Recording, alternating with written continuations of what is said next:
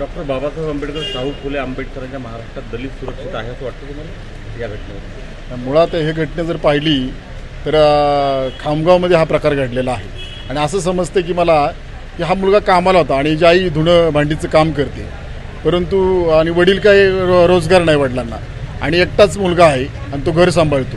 घर सांभाळत असताना तो 11:30 ज्यावेळेस त्याची ड्युटी संपते त्यावेळेस तो थांबतो, परंतु त्याच काळामध्ये 2-3 मुलं येतात आणि त्याला बेदम मारहाण करतात आणि फरफटत नेतात काँग्रेस भवनापर्यंत.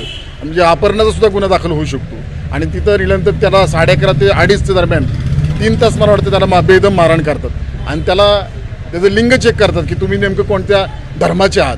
हे महाराष्ट्रामध्ये महाराष्ट्र हे रयतेचे राजे शिवाजी महाराज, संभाजीराजे, फुलेशाह आंबेडकर यांच्या विचाराचं राज्य आहे आणि यांचेच राज्य आहे. तरीसुद्धा महाराष्ट्रामध्ये जर धर्म तपासून, लिंग तपासून तुम्ही गाय चोरली संशय व्यक्त करून जर बेदम मारहाण करत असतील तर हे अत्यंत लज्जास्पद बाब आहे. महाराष्ट्र आपण एक साईडला म्हणतो फुलेशाह आंबेडकरांचा विचार आता, परंतु आज महाराष्ट्र राज्य जे भारतीय जनता पार्टी सरकार आहे स्पष्टपणे दिसत आहे की या सरकारमध्ये मराठा, दलित, ओबीसी, मुस्लिम, आदिवासी हे समाज सुरक्षित नाहीत. दलित समाज तर मुळीच सुरक्षित नाही. आज हे सरकार आल्यापासून दलित समाजावर किती हमले झाले, सरकार नेमकं करतंय काय हा मोठा प्रश्न पडलेला आहे. आमची मागणी या प्रकरणामध्ये सखोल चौकशी करण्यात यावी आणि तात्काळ ॲट्रॉसिटीचे गुन्हे दाखल केलेले आहे, परंतु हा अत्यंत म्हणजे लिंग चेक करून तुम्ही जर धर्म विचारून मारत असाल ते गंभीर आहे. या जे आरोपी आहेत यांच्यावर तात्काळ UAPA अंतर्गत गुन्हा दाखल झाला पाहिजे ही मी मागणी माननीय मुख्यमंत्री देवेंद्र फडणवीस यांना करत आहे आपल्या माध्यमातून.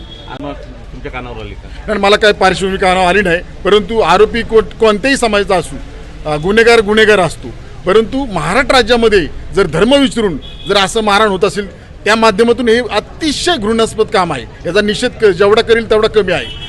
एक तर मला असं सांगू वाटतं राज्यामध्ये विविध प्रकरणं घडताना महायुती सरकार आले भारतीय जनता पार्टीचं, फडणवीस साहेब विधान भवनात म्हणतात की आमदार माजली अशी लोकांमध्ये चर्चा आहे, पण माझं असं स्पष्ट मत आहे आमदार माजली चर्चा नाही, हे भारतीय जनता पार्टीचं सरकार माजलेलं आहे. या सरकारमधले आमदार माजलेले आहेत अशी चर्चा राज्यभर आहे.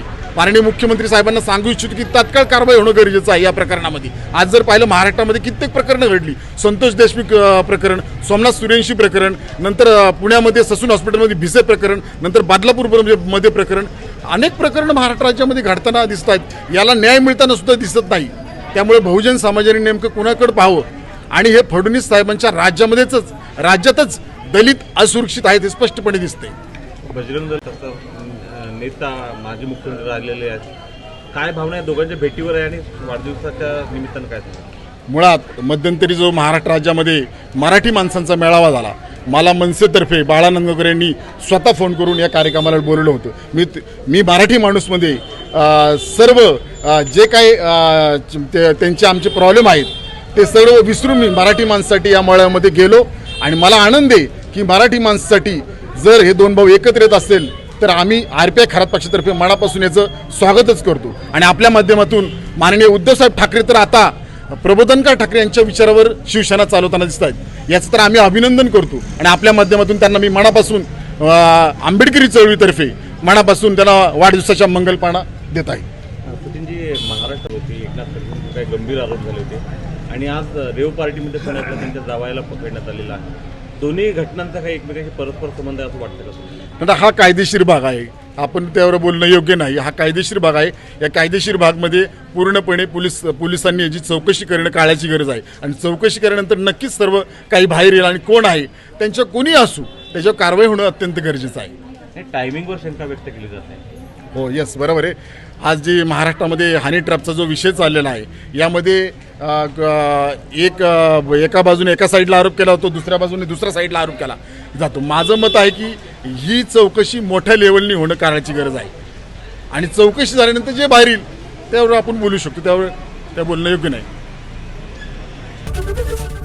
ABP माझा, उघडा डोळे बघा नीट.